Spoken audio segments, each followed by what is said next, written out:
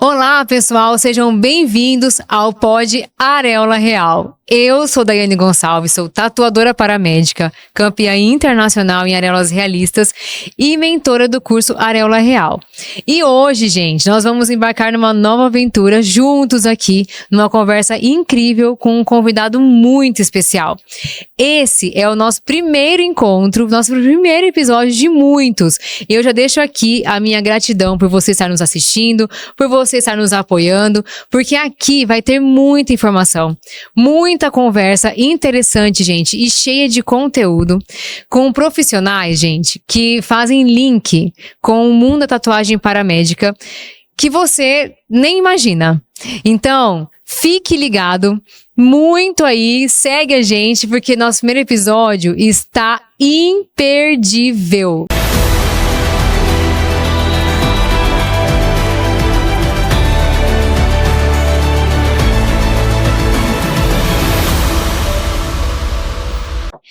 Eu estou aqui com o Dr. Guilherme Ferraz, cirurgião plástico, muito conceituado na nossa cidade de Presidente Prudente e região também.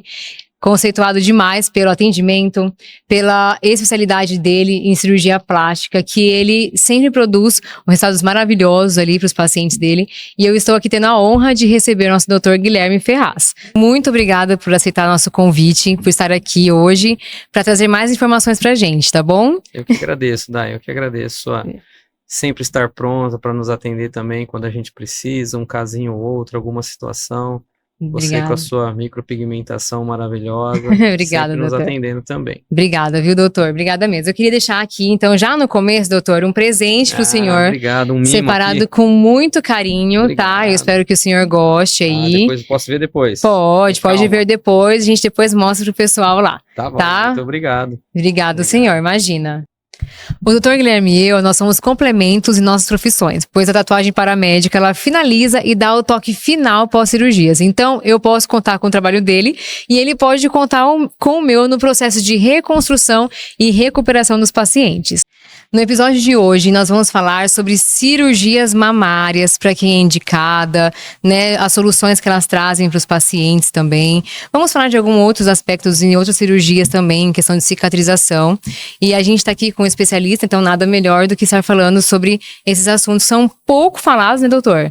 Às vezes as pessoas falam um pouco sobre isso, mas é muito interessante, é um assunto muito relevante para a gente poder estar falando com nossos ouvintes, né? Sim, Dai, sim. A cirurgia plástica mamária, ela tem um espectro muito amplo, né, de indicações, de resultados, de pacientes que procuram com diversos tipos de sonhos, né, e expectativas.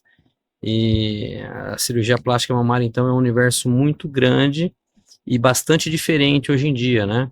Sim. Você tem as mamoplastias de aumento, que são as próteses de mama pura, as mamoplastias redutoras, as redutoras com prótese, as mastopexias com prótese, né? As mastopexias sem prótese e até hoje que está sendo em voga bastante a mastopexia de explantação.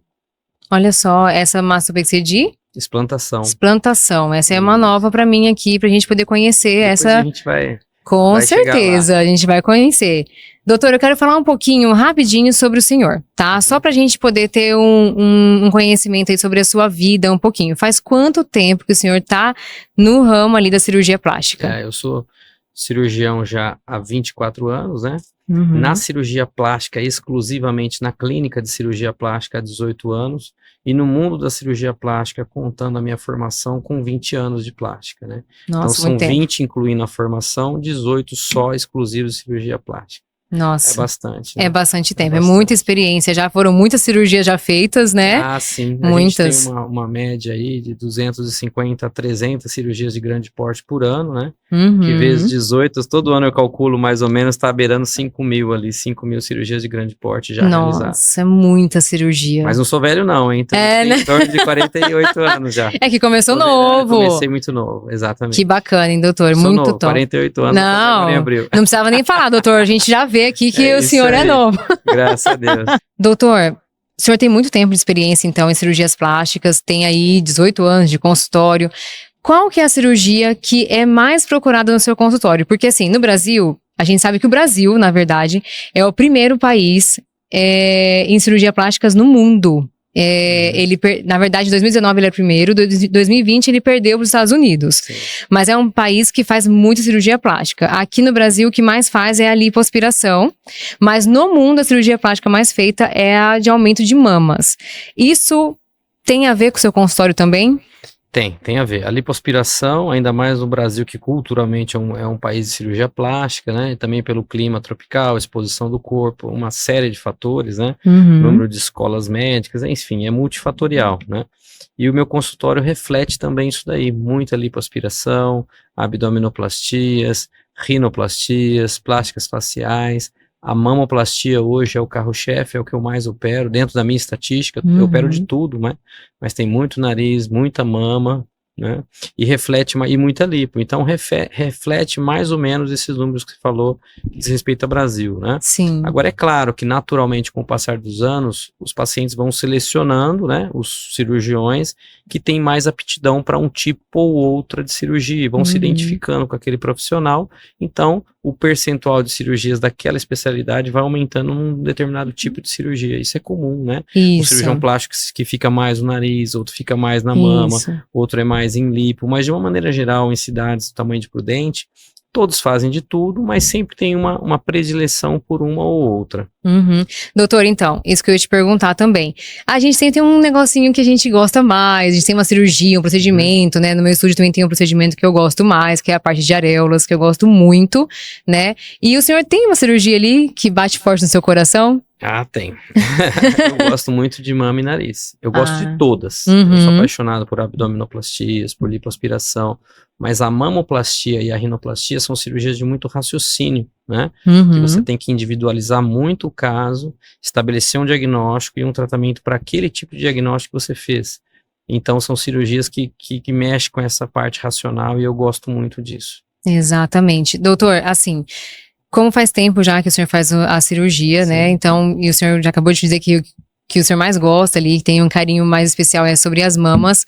Teve alguma coisa que inovou em todo esse tempo da sua carreira que antes, por acaso, tinha que fazer, agora não precisa mais fazer na cirurgia de mama, ou num pós? Teve alguma uma inovação aí, uma modernidade na cirurgia também? Acompanhou isso? Ou é basicamente a mesma coisa desde lá do começo? Não, muda muito. Se vê como que era feito uma mamoplastia Pitangui, década de 60, 70, hoje muda muito, né?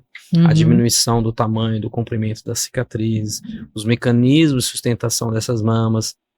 Depois, já com os implantes, antigamente eram só tipo de implantes que tinham que se aderir para sustentar. Hoje a gente ancora, faz alça, sustentações, mecanismos de sustentação do implante com próteses mais lisas, mas totalmente sustentadas e travadas pelo músculo. Sim. Então mudou muito, né? De Pitangui para cá, de 60 para agora, 2025, houve uma mudança muito drástica, tanto para você oferecer mais formato, mais previsibilidade, mais simetria, uma prótese que fique mais tempo em pé, que não caia com o passar do tempo, né? Próteses de mama que já não tem mais aqueles índices de complicações como havia no passado. Então tudo melhorou muito, graças a Deus melhorou muito. Entendi. Existe ainda aquela questão da troca da prótese a cada 10 anos, ou já tem outro tipo de prótese também? É assim, nas próteses antigas, né, mais antigas, o índice de contratura era muito alto, né, após o 10º ano. Então, geralmente com 10 a 15, média de 12, vamos dizer aí, era indicada a troca porque ela tinha um índice de contratura, rotura muito alto, né? Hoje, com as próteses mais modernas, elastômeros mais tecnológicos, com mais camadas, né, maneiras de se colocar no out sem tocar nelas, planos mais profundos de instalação do implante, como o plano submuscular, fazem com que a longevidade desses implantes duram muito, né? Isso não quer dizer que elas sejam eternas pro fim da vida, né? Tem muito paciente que fala, doutor, essa prótese não precisa mais trocar. Não, toda prótese um dia você terá que trocar. Só que em vez de, como antigamente, com 10 a 15 anos era obrigatório, hoje não, hoje você faz uma expensão, ela estando tudo bem, através dos exames de imagem, você pode ir tocando sua vida, 15, 20, 25 anos, se estiver tudo bem, ok. Até que chega um determinado dia que terá que trocar. Entendi. E doutor, então, você falou uma palavra difícil aí no meio, contratura. Hoje, contratura é quando a prótese de mama, por muitos anos dentro da paciente, ela começa a sofrer um processo de de contrair a sua cápsula, diminuindo a superfície, né, criando um cálcio ali naquela cápsula, mostrando que o organismo já está pedindo a troca dela. Isso, ela consegue constatar isso por toque, ou ela vai sente? Desde um grau leve, né, quando ela descobre num exame de imagem, na palpação, às vezes pode até chegar num ponto que é o Baker 4, que é essa classificação em graus, né? 1, 2, 3 e 4. 1 e o 2 não sente nada, o 3 e o 4 pode ser palpável até visível. Olha Isso só. não implica em nada, não tem risco algum, só significa que é hora de trocar. Olha só, que interessante isso, né? Mas hoje em dia isso está cada vez mais se prolongando. O que acontecia antigamente, né? Com essas próteses mais aderentes, com elastômeros, com coberturas, né? 10, 12 anos. Hoje, as próteses lisas submusculares, elas duram muito mais que 15, 20 anos. Nossa, muito legal.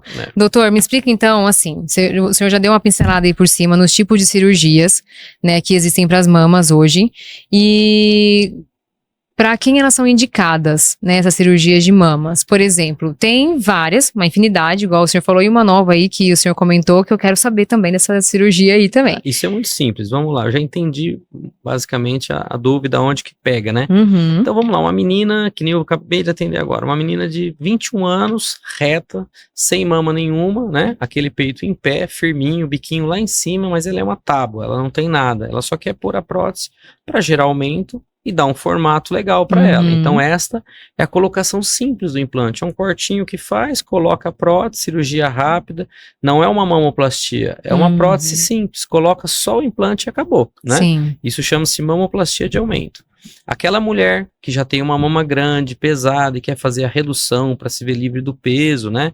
Para elevar, mudar o centro de gravidade, é a mama redutora que todos conhecem.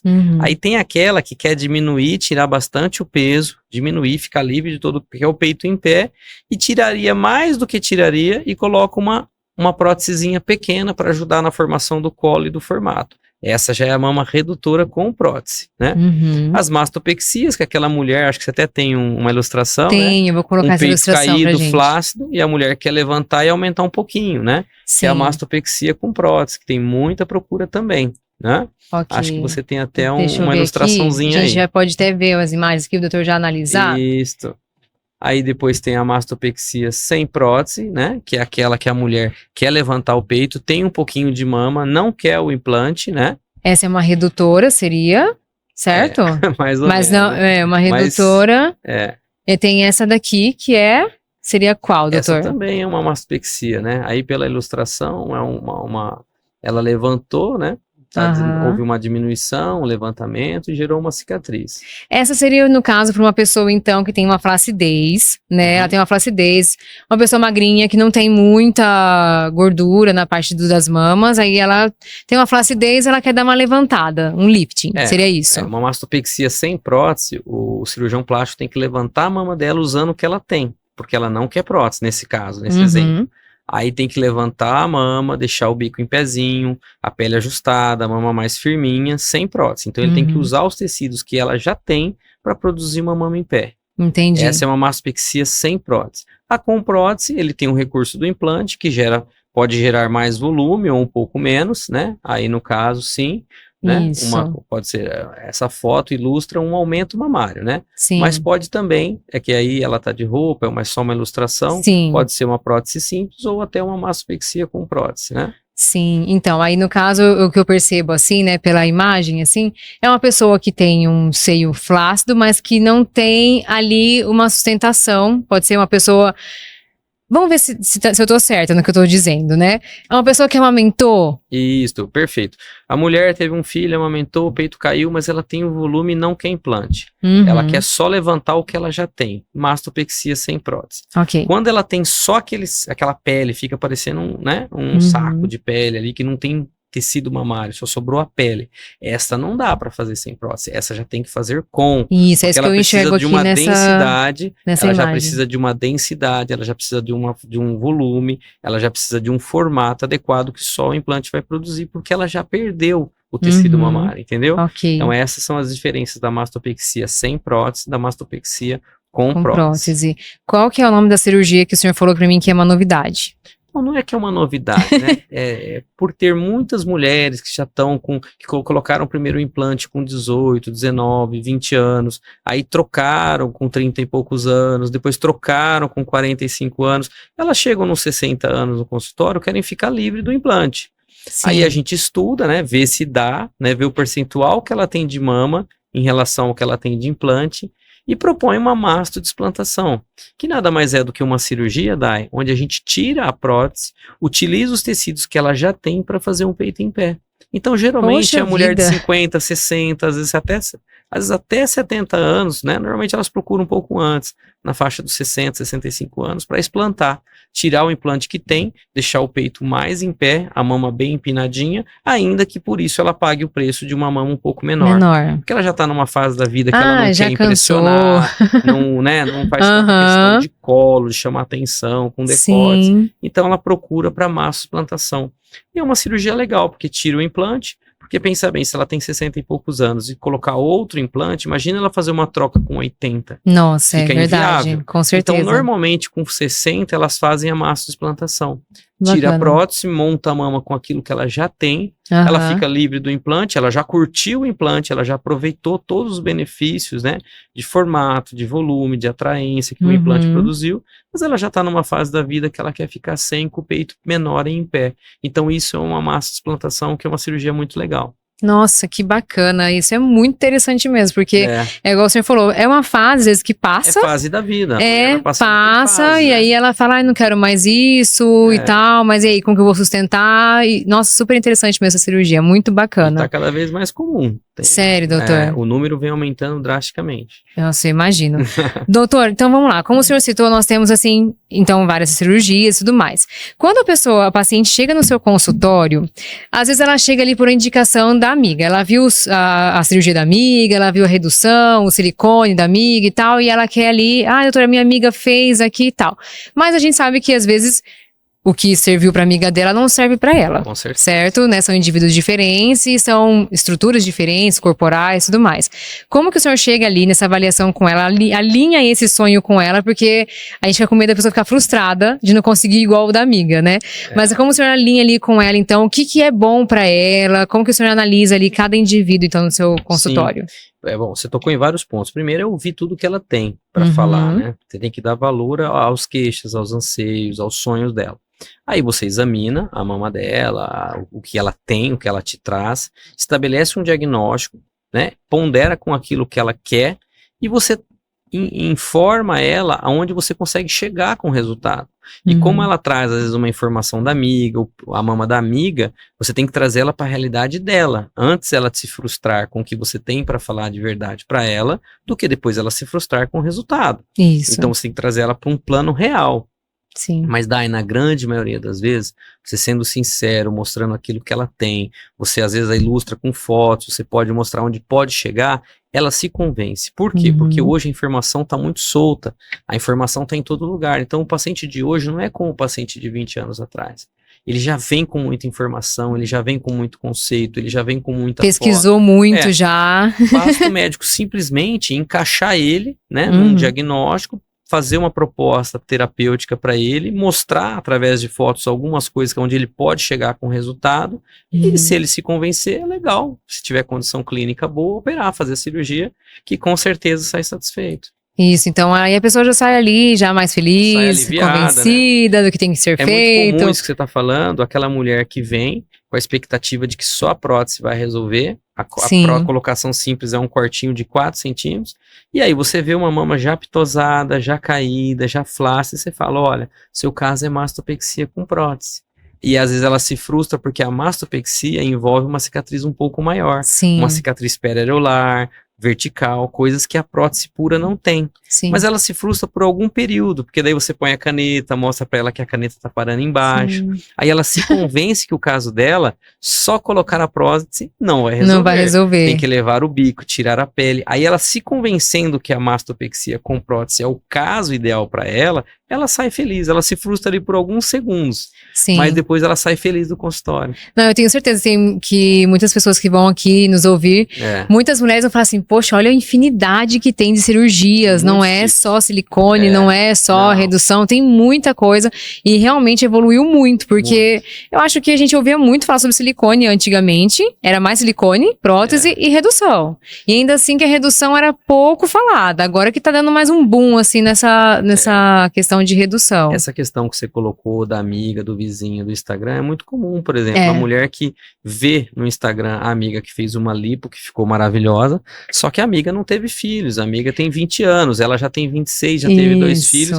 ela já tem uma flacidez e o caso dela pede abdominoplastia. Olha, que onde interessante. Além da lipoaspiração, você tem que tirar a pele e amarrar músculo. Então ela vem no consultório com uma ideia de que o médico cirurgião plástico vai propor uma lipo simples, e quando ele propõe uma lipoabdominoplastia, que vai ter corte, vai ter tudo, vai ter um tempo de recuperação um pouco mais prolongado, ela fica extremamente frustrada. Mas depois que você mostra resultados, você desenha, você explica para ela o caso dela, aí ela, lógico, ninguém é bobo, ela sabe, ela já tem um certo entendimento, ela se convence e retorna. Sim, aí ela acaba percebendo ali o que a necessidade dela pede, né? Ela acaba percebendo. O segredo é, todo ser humano, quando ele se encontra com a verdade, ele mais cedo ou mais tarde ele reconhece. Isso mesmo. Doutor, o senhor pegou num ponto muito interessante aí. Existem pessoas que têm o desejo de colocar prótese, né? Eu já tive muita vontade de colocar prótese na minha vida, mas aí depois fizeram desistir falando assim, Daiane, só coloque depois que você tiver filhos. Isso é verdade ainda? Não, isso não é verdade. Por exemplo, uma mulher que não tem grau de pitose nenhum, quer dizer, o peito está em pezinho, o peito está empinadinho, tem pouca mama, aquilo está trazendo constrangimento, não tem sensualidade, ela tem vergonha do parceiro. Ela, por mais que ela tenha 18, 20, 25 anos, ou que falte 5 anos para ela ter o filho programado, ela tem 30, quer ter aos 35, ela pode pôr prótese com certeza. O máximo que pode acontecer, é lógico, daí tudo é multifatorial, se ela vai engordar na gestação 9 quilos, ou 19, ou 29. Isso, se ela engordar 9, ela vai perder quase nada. Então é multifatorial. O tipo de pele, o grau de sustentação da mama que ela tem, se o nenê vai mamar 6 meses ou 2 anos, tudo é multifatorial.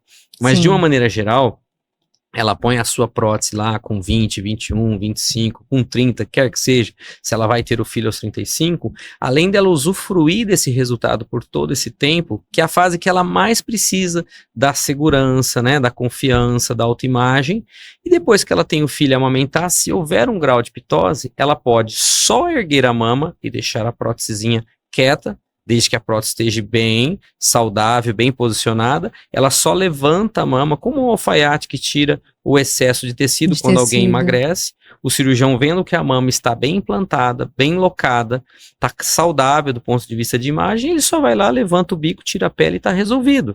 Ela já volta a ter um peito em pé, firme e montado. Agora, se ela pôs, por exemplo, uma prótese aos 30, 28, teve o filho aos 35, o cirurgião percebe que a prótese deu uma caída, ou que a prótese já está meio desgastada, ou que já tem algum grau de contratura, aí é lógico, ele vai propor uma mastopexia já trocando o implante.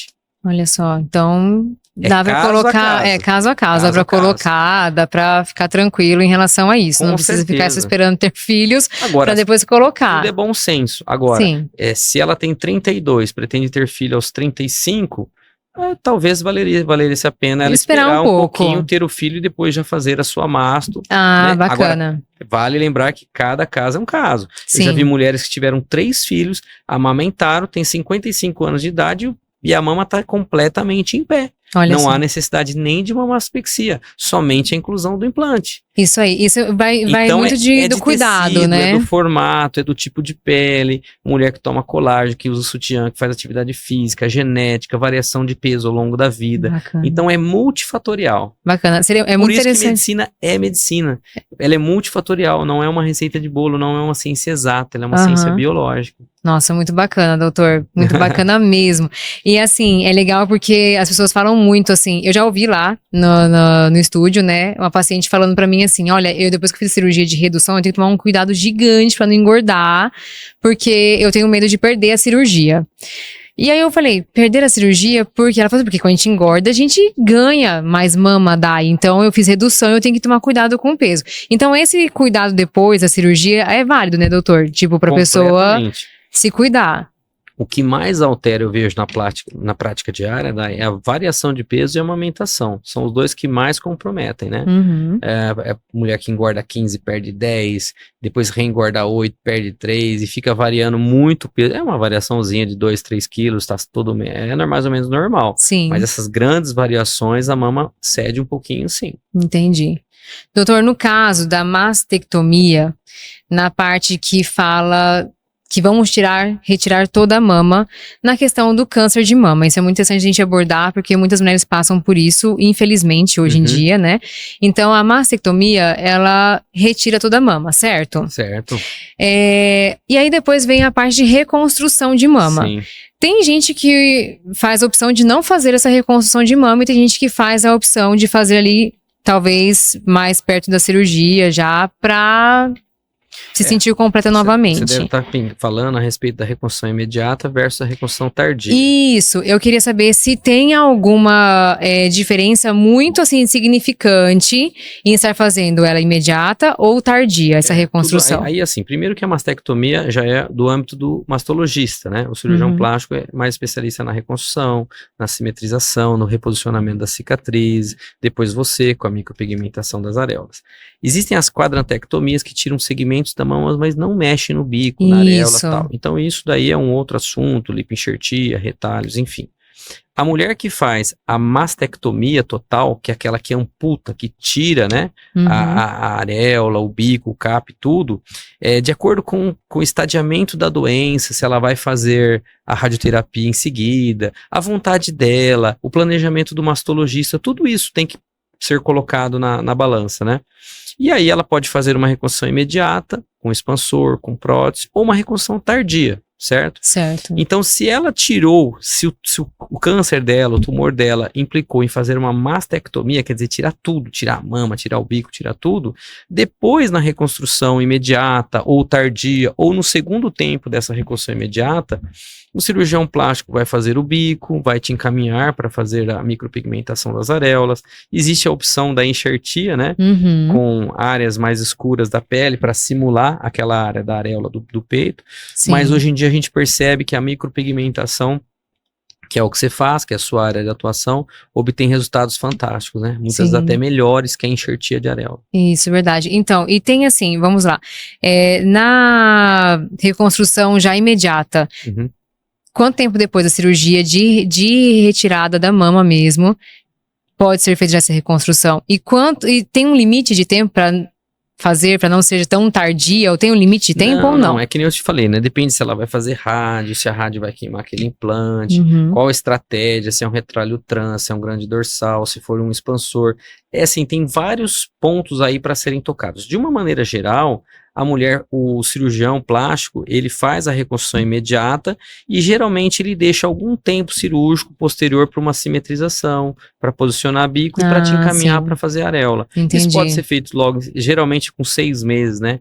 A gente procura fazer esse retoquinho, esse ajuste final, no caso das reconstruções mamárias de mulheres que tiraram a mama por conta do câncer. Entendi. Geralmente opera-se no caso da reconstrução imediata e depois de 6 meses faz esse ajuste, ou espera ela passar pela químio, pela rádio, fazer as radioterapias, e depois, se foi uma radioterapia bem feita, tudo certinho, com 6 meses ele faz a reconstrução, né? Nossa. Até 2 anos pode-se fazer. Pode fazer a reconstrução. Que não liga, que ela quer sarar, curar primeiro, estar totalmente curada com 2, com 5 anos para procurar uma reconstrução. Porque é uma coisa que mexe muito com a autoestima da mulher, com a confiança. Eu acho que o senhor tem que trabalhar muito psicológico também de muitas mulheres. Acontece isso dentro do seu consultório, doutor? Porque assim, claro que o senhor já viu esses casos, né? E como que é pro senhor dar esse tipo de notícia, falar com a pessoa, tem que ter um jeitinho ali pra conversar com a mulher que vai ter que fazer a retirada da mama por causa do câncer e tudo mais. Tem que ter todo esse respaldo psicológico aí também, né? Tem, mas eu acho que isso é mais da alçada do mastologista, né? Eu, como cirurgião plástico, faço mais plásticas mamárias estéticas E alguns casos, naturalmente, que nos procuram mulheres já mastectomizadas para reconstrução. Entendi. Mas como eu trabalho mais com a cirurgia plástica mamária estética, eu não tenho muito contato em ter que dar notícias sobre doenças mamárias. Entendi. Quando no pré-operatório, uma paciente que vai fazer uma cirurgia mamária estética, eu percebo alguma alteração no ultrassom ou na mamografia, eu já encaminho para o mastologista. Porque de uma maneira geral é assim, doença vai para o mastologista e cirurgia plástica estética geralmente é o cirurgião plástico que faz. Ok. Eu achei que o senhor mexia nessa parte também, que o senhor poderia falar sobre algum tipo de nódulo que aparece, alguma coisa assim e tal, mas não, é sua especialidade. De prótese de mama, né? Só no âmbito das mamas, né? Fora que a gente trabalha com lipo, abdômen, nariz, face, orelha, pálpebra, né? Nossa, então tem uma gama de muita coisa. E dentro da mamoplastia existem, que nem eu falei, a prótese, a mastopexia com, sem prótese, redutora, a explantação. Então já tem muita modalidade cirúrgica para a gente ficar se aventurando em tratar as doenças mamárias. Então a gente deixa as doenças mamárias para o mastologista. Certo. Doutor, o senhor também falou de uma cirurgia que é muito feita hoje em dia, que é a questão da pálpebra, né? É a blefaroplastia. Sim. E tem aquela que é do rosto aqui, que as mulheres gostam de fazer, fala-se, né, popularmente lifting, né? Que é a ritidectomia, é isso? Ritidoplastia. Facelifting ou lifting facial, é tudo a mesma coisa. Consiste em pegar uma mulher que já tem uma certa idade, ou que houve uma deflação, um derretimento, um caimento, como queira chamar, ou porque emagreceu, ou pelo avançar da idade, ou pelo excesso de sol, ou pela genética, seja lá, ou todos os fatores juntos, né? Que nem eu falei, a medicina é multifatorial. Através de uma incisãozinha, a gente consegue tracionar a pele, reposicionar o músculo, né? Sim. Tracionar por dentro, esticar, retirar os excessos de pele para levantar o malar, tirar o bigode chinês, tratar o papo e sair com um aspecto mais jovial da cirurgia. Essa cirurgia é o lifting facial, né? Caramba, gente, doutor falando, dá uma vontade de fazer uma cirurgia. Eu fico com a vontade de fazer uma cirurgia, onde eu vou arrumar uma cirurgia pra fazer? Calma que você tá muito nova ainda, você tá muito bem. Ai, meu Deus, não, é porque a gente fica olhando no espelho, doutora, no universo da internet, a gente é muito inundado de tudo isso, né? Até ontem eu mandei um vídeo aqui pra minha amiga que tá ali no computador, mandei um vídeo pra ela e falei assim, olha esse vídeo de uma pessoa que fez um procedimento no rosto, mas sem cirurgia, né? E aí você fica olhando e dali a pouco você já começa a olhar no espelho, você já começa a pensar em tudo que você quer fazer no rosto, né, no corpo, alguma coisa assim. Isso vai caindo mesmo no gosto das pessoas. Por isso que eu acho que tá tão crescente aí a questão da cirurgia plástica. Mas vamos lá, tem algum limite de idade menor, assim, ó, em que o senhor pode fazer uma cirurgia? Exemplo, eu vi uma moça que eu acho ela linda, maravilhosa na internet, e ela foi fazer a tal da cirurgia da pálpebra. Eu falei, gente, de onde que ela precisa fazer essa cirurgia? Tem um limite de idade, ela é muito nova. Limite de idade pra fazer, ou não tem, é a escolha mesmo dela, e se o senhor vê que dá certo de fazer, ok. É exatamente o que eu ia falar. Tendo indicação, quer dizer, ela tem o problema e tem técnica para resolver, quer dizer, eu tenho um arsenal para resolver o seu problema, aí a gente entra no que você tá falando. Se ela tem uma maturidade psicoemocional e ela tem um desenvolvimento do corpo formado, tipo, uma menina de 16 anos, menstruou com 11, tem um nariz completamente deformado, adunco, aquela giba, vai para a escola, tira um sarro, ela tá pronta para operar. Olha ela só. tem uma maturidade corporal já, óssea, cartilaginosa, ela tem uma maturidade psicoemocional, tem uma indicação e você tem ferramentas para tratar. Então ela tá indicada. Então, 15, 16 anos, geralmente já tem maturidade psicoemocional, já tem um desenvolvimento corporal, ok? Ok. E tem que ter indicação técnica. Não pode ser por causa da internet, por causa da amiga. Porque ela tem que ter uma indicação. E o limite superior da idade não é só cronológico. A partir de 70 não opero. Não é assim. Você tem que ver os exames, a compleição física da pessoa, os exames laboratoriais, cardiológicos, os medicamentos que tomam. Qual é o porte dessa cirurgia? Às vezes é muito mais seguro você fazer uma cirurgia com anestesia geral endovenosa numa paciente de 74 anos, completamente rígida, do que fazer numa paciente de 60 que já tem stent no coração, que tem arritmias, entendeu? Que tem diabética, que é hipertensa. Então você tem que individualizar aquele paciente e não propriamente a sua idade. Mas se for levar assim do que você está me perguntando de uma maneira geral, a plástica ela atua muito entre os 16 e os 70 anos. Esse é o grande público, né? Sim. Tem coisas para mais, situações para menos. Mas geralmente é isso, entre os 16 e os 70. Que bacana. Doutor, assim, infelizmente a gente tem muito pra falar sobre isso, né? Infelizmente o nosso tempo é curto, mas a gente tem muito pra falar sobre isso. Dá pra fazer muita conversa sobre cirurgia plástica, sobre muita coisa aí.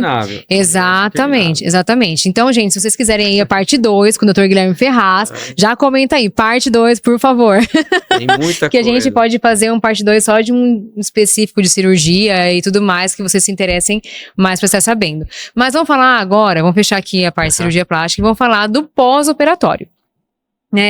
Sabemos que as cirurgias plásticas têm benefícios ali, muitos benefícios, mas também nós sabemos que existe o pós-operatório que consiste em algumas, talvez, em alguns casos, algumas complicações ou em relação à cicatrização, né? Isso é tudo passado sempre do paciente antes da cirurgia, certo? Sim.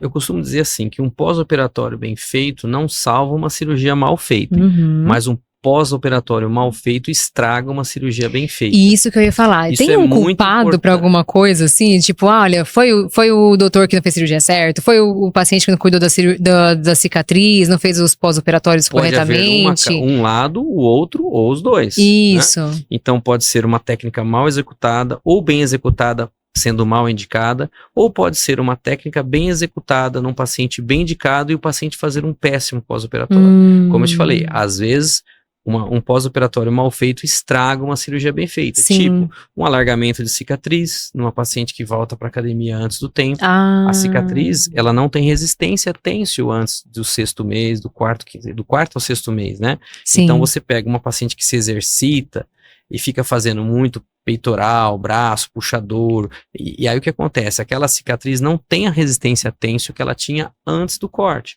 Então, em alguns casos, também não são todos, ela pode responder com alargamento. Olha então, só. mesmo que o cirurgião fez uma técnica bem feita, a paciente exagerou, então ela pode ter um seroma, ela pode alargar a cicatriz. Aí tem o caso da paciente que tem uma predisposição genética a ter um queloide, daí não é culpa nem do cirurgião, nem da paciente. Aí já é questão de organismo. Uma questão de organismo, né? Os asiáticos, os afrodescendentes. Então, tem vários fatores, né? Então... As teimosas, né, que se cuidem, então, para a questão de... Tem que sempre respeitar muito o pós-operatório, porque as pessoas acham que o doutor tira, assim, do nada, o pós-operatório, tipo, ele mandou 30 dias, então eu vou ficar 15 dias sem academia. Não, tem que respeitar. E se tem algumas cirurgias, é claro, que elas não necessitam de tanto tempo de afastamento, né? Sim. Com 5, 6 dias você retoma a tua vida normal. Outras cirurgias, você já tem postura para andar, como a abdominoplastia. Sim. As outras cirurgias todas, em torno de 6, 7 dias, você está apto a voltar ao trabalho. Uma abdominoplastia é quase um mês, porque você tem postura, foi amarrado o músculo, e a mulher não pode, nesse mês, ter relação, fazer faxina, carregar peso, dirigir automóvel, moto. Pode só andar, deambular, que ela deve, né? Toda plástica deambula no mesmo dia que opera, né? Mas esses exercícios intensos podem arrebentar ponto, dar deiscência, soltar músculo, alargar cicatriz. Então a mulher tem que respeitar. Mas eu vi na internet. Não. Siga as orientações do seu cirurgião que te operou. Porque cada caso é um caso. Se fosse generalizado assim, como o Instagram, algumas coisas apregou, seria muito mais fácil a medicina, né? Verdade, doutor. Assim, eu já vi algumas diferenças lá no estúdio, né? Que eu atendo ali algumas pacientes. E eu já vi diferenças em cirurgias, vamos supor, fez ali na mama a redução. E aí, tem cirurgias que vão perfeitas pra mim. A areola bem colocadinha e a cicatriz bem certinha. E já tem outras pessoas que chegam também com a areola com aqueles pontos marcados em volta, assim. Exatamente. É diferença de técnica? Não, aí é o seguinte, Dai. Vamos começar pelos fatores intrínsecos ao paciente. Se o paciente é desnutrido, falta alguns nutrientes, isso influencia. Se o paciente é tabagista, fumante, cigarro, esses que estão na moda agora, vapor, essas coisas, isso aí atrapalha muito o processo cicatricial. Porque cicatrização é vascularização. Se ele está mal perfundido, se o vasinho está fechado pela nicotina, vai cicatrizar mal também. Nossa. Então existem os fatores inerentes ao organismo do paciente, a genética, aos hábitos que ele tem de vida, né? Existem os os fatores, a técnica empregada, o fio que usou, a profundidade do fio, a tensão que o cirurgião aplicou, todo o tecido, se você aplica a tensão, ele normalmente responde com alargamento ou às vezes até com hipocromia, entendeu? Entendi. Então existem fatores relacionados ao paciente e ao cirurgião, a técnica empregada, e fatores também relacionados a o pós-operatório. Entendi. Né? Que se o paciente também faz atividade antes do tempo, se não faz os curativos da maneira, se não toma os remédios, então tudo isso influencia Que bacana. ao pós-operatório. Por exemplo, já que você está tocando, né, no assunto do pós-operatório, claro. Vamos lá, uma epidermólise, que é aquele sofrimentinho, casquinha que dá, uma necrose que pode ser tanto por um descolamento, por uma secção de vaso, ou por um paciente tabagista. Okay. O alargamento pode ser pelo cirurgião que deu muita atenção, ou a mulher que foi para academia antes do tempo.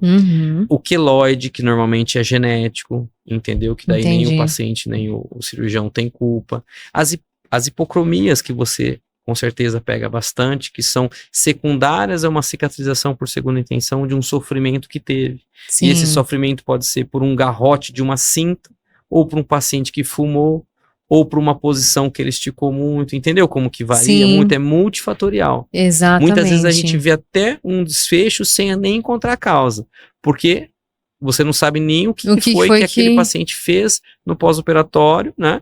Que prejudicou a cicatrização. Ou se foi alguma coisa inerente a um organismo dele que nem ele sabe que ele tem.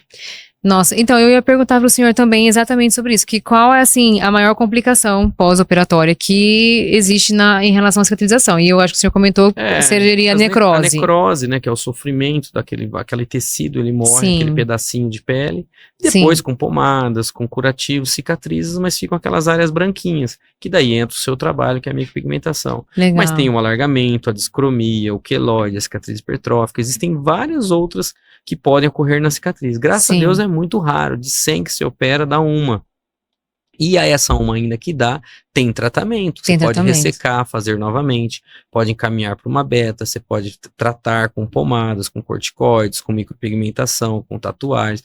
Então, assim, hoje em dia tem um arsenal muito grande. Sim. Se o paciente é paciente e o cirurgião tem uma boa índole, uma boa intenção de resolver, na primeira ou na segunda tentativa, ele vai resolver o problema do paciente. Ótimo. Então, existem fatores, então, que realmente ajudam a prejudicar, olha só, ajudam a prejudicar a cicatrização. Sim. Eu ia perguntar em relação, assim, a tabagismo, alimentação, né? Mas o senhor já deu uma pincelada aí. Alimentação, tabagismo, estilo de vidas, compressão. Às vezes a paciente faz uma cirurgia maravilhosa, ela se alimenta bem, ela não é tabagista, o médico fez uma técnica adequada, não deu muita atenção, não fez fio externo, né? Não transfixou a pele, tá tudo bonitinho, mas ela vai lá e põe uma cinta, ou põe um sutiã, um modelador e faz um garrote. A parte distal, quer dizer, a parte posterior do garrote onde a cinta apertou, vai necrosar. E daí nem o cirurgião teve culpa e ela, às vezes, pecou por desconhecer. Por porque a amiga falou que quanto mais apertar seria melhor. Né? É muito comum em abdominoplastia, aquilo é um retalho descolado, a amiga vai e fala, não, aperta bastante. Em vez dela entender. Manda apertar a cinta. Manda apertar. Ela esquece que é individualizado e que o apertar a cinta é depois de 30 dias, que o retalho já está perfundido. Aí ela vai lá, aperta uma cinta, às vezes ela tem um quadrilzão, tem uma cinturinha, a cinta faz uma dobra, garroteia e ela perde a pontinha da pele da barriga por desconhecer. Isso mesmo. Que ela tinha que estar com a placa, que ela tinha que distribuir a tensão. Sim. Então você vê que o trabalho do cirurgião plástico também é informar bastante o seu paciente. Sim, né? Com certeza. É ter uma equipe que está do lado dele sempre passando detalhes, informando através de cartinhas, de WhatsApp e tal, porque senão o paciente acaba estragando uma cirurgia por desconhecer, não por maldade. Ninguém que vai querer se prejudicar. Sim, claro. Ninguém, né? Sim, então é muito importante, gente, seguir sempre as instruções do cirurgião plástico. E não da amiga não que fez. Não é o Instagram, não é o Google, porque tudo que você pesquisa no Google, doutor, é câncer. Você tô com dor de cabeça, já vai lá no Google, tô com dor de cabeça, Google, câncer no cérebro. É sempre assim, então ouça seu doutor cirurgião plástico. Doutor, tem algum sinal evidente ali que indica necrose? Vamos supor, estou em casa, fiz cirurgia plástica e de repente estou no espelho observando aqui a minha cicatrização e de repente falo, hoje tem um negócio estranho aqui.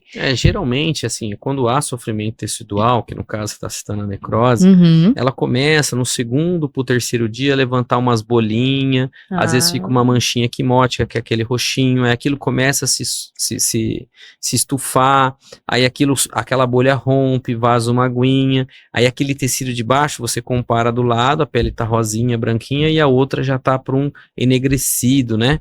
Mas isso é muito raro de acontecer. Quando ocorre 1 ou 2 centímetros quadrados, né? E daí fica aquele tecido mais arroxeado. Então, existe, às vezes, dá para salvar esse pedacinho dessa pelinha com punção, com ordenha, com medicamentos, com a medicina hiperbárica, que para esse tipo é fantástico, né?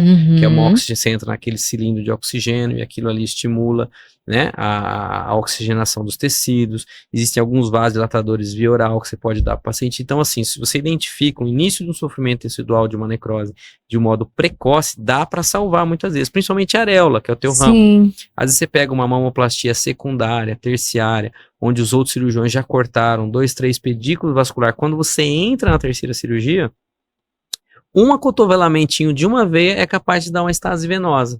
E se você não identifica, não funciona, não ordenha essa areola, ela vai caminhar para uma necrose.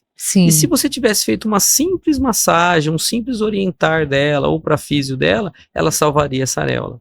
Então, e tem casos que não salvaria, né? Uma paciente que já foi muito mexida, que já foi muito operada, que tem um bico muito baixo. Então, é multifatorial, né?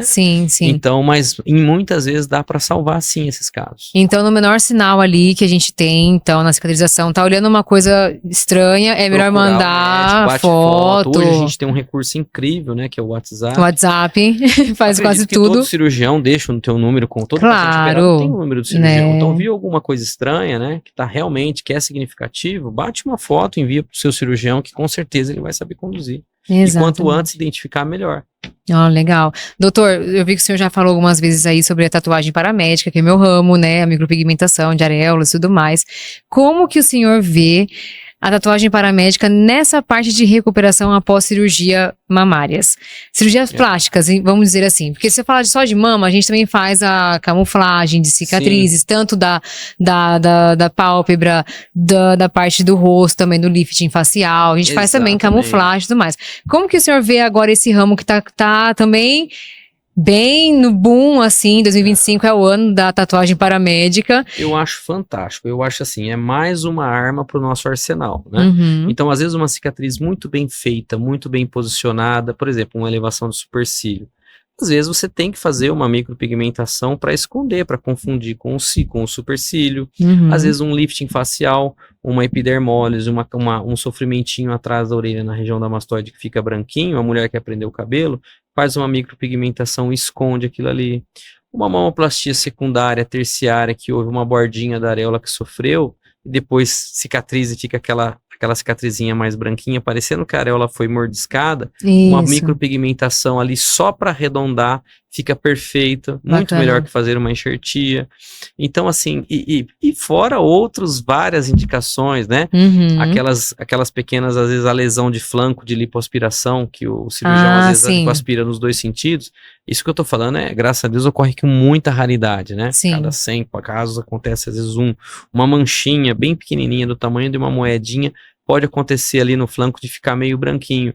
Depois de 6 meses encaminha para micropigmentação e vocês fazem com maestria, né?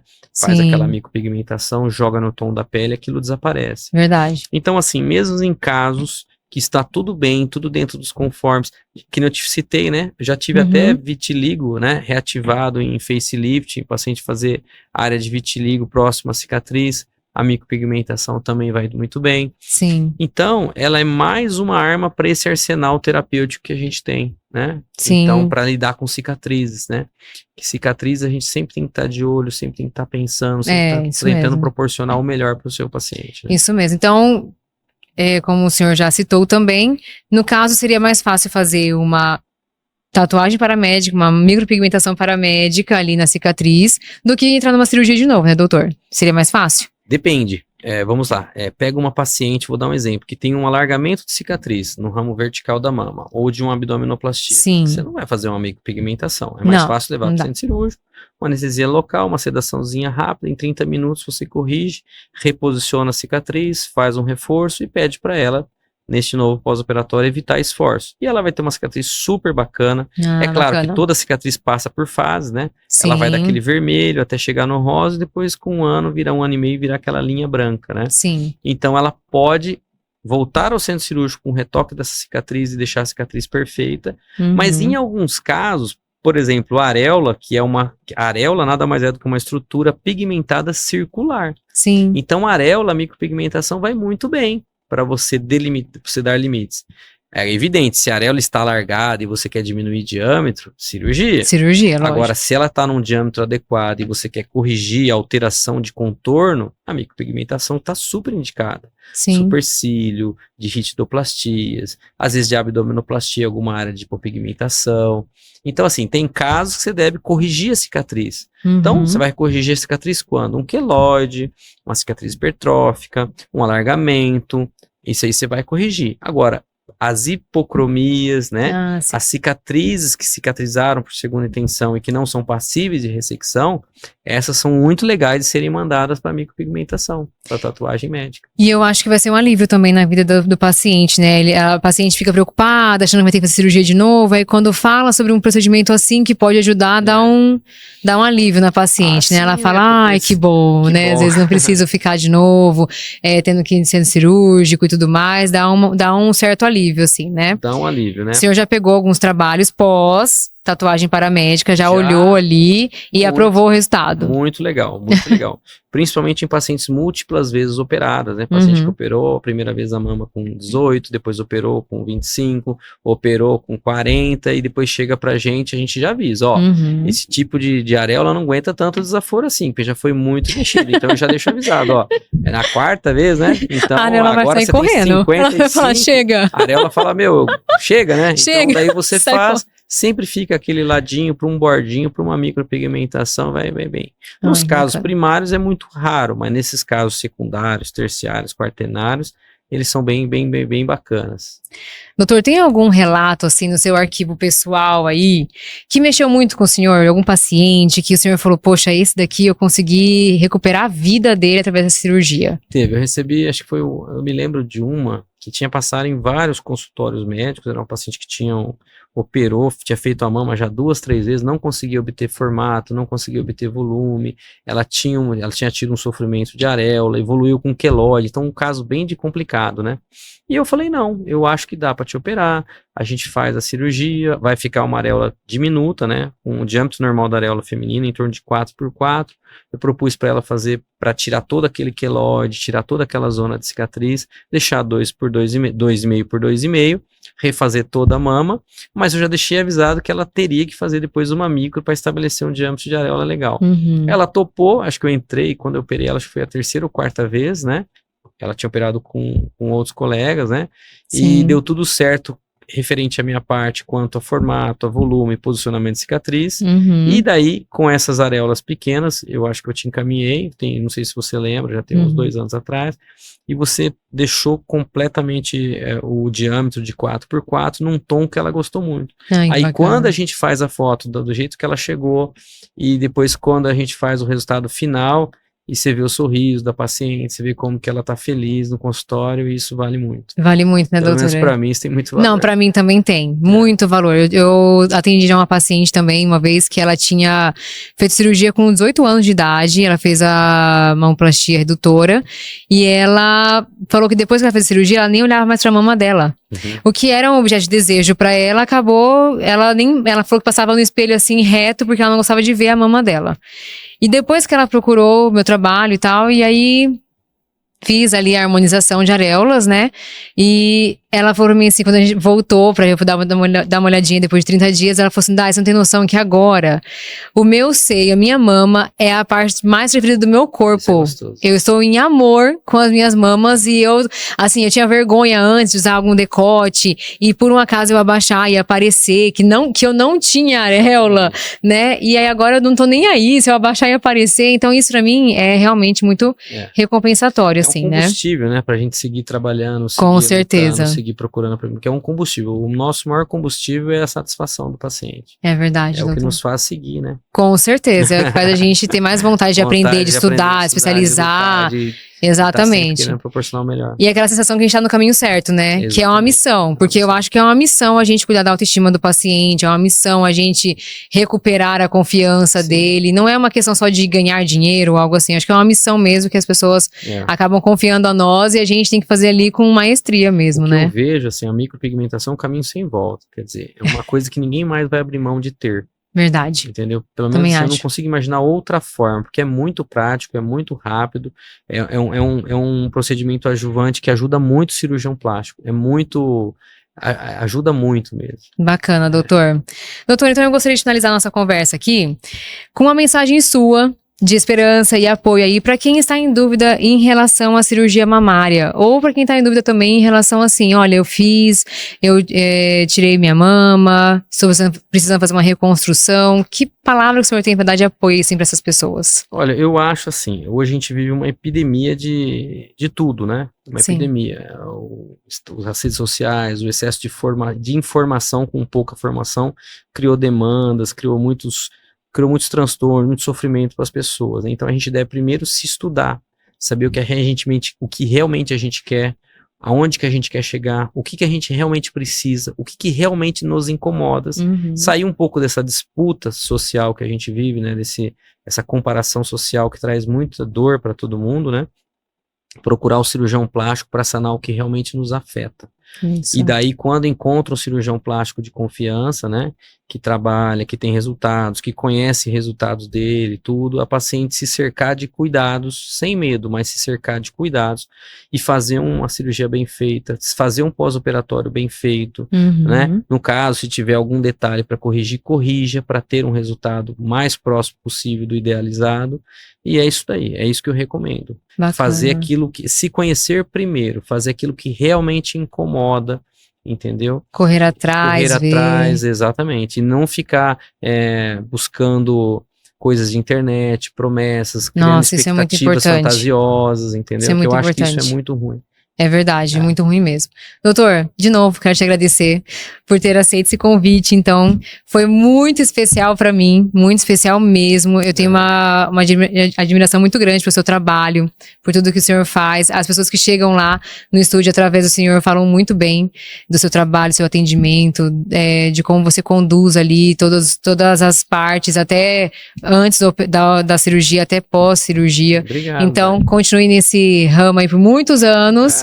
Muitos anos mesmo, e que a gente possa conversar mais. Eu quero conversar mais vezes com o doutor também sobre assuntos mais aprofundados aí, pra gente poder ter mais conhecimento nessa área, legal, tá bom? Esse bate-papo é muito importante, elucidar questões, né, em algumas pessoas já valeu.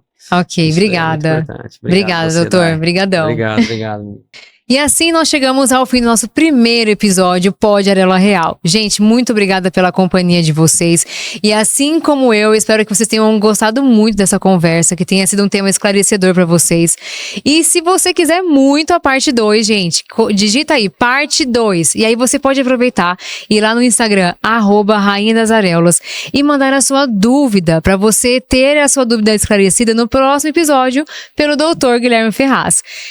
Fica com Deus, gente. Um beijão e até a próxima. Eu não dá nem coragem de abrir. Essa sacola aí, escuta dedo mesmo. Pô, tô precisando. Tá precisando? Meu Deus, isso aqui acaba comigo. É só... Eu falei, olha, o alfajor e um livro sobre saúde, doutor. Eu acho que é muito interessante. Muito legal, Dai. Eu adoro esses mix de presente, assim. Que bacana, essa gravatinha. Ai, que bom. É da cor da areola real, doutor. Escolhi assim também. Esse aqui eu vou comer agora. Já vai ser meu lanchinho da tarde.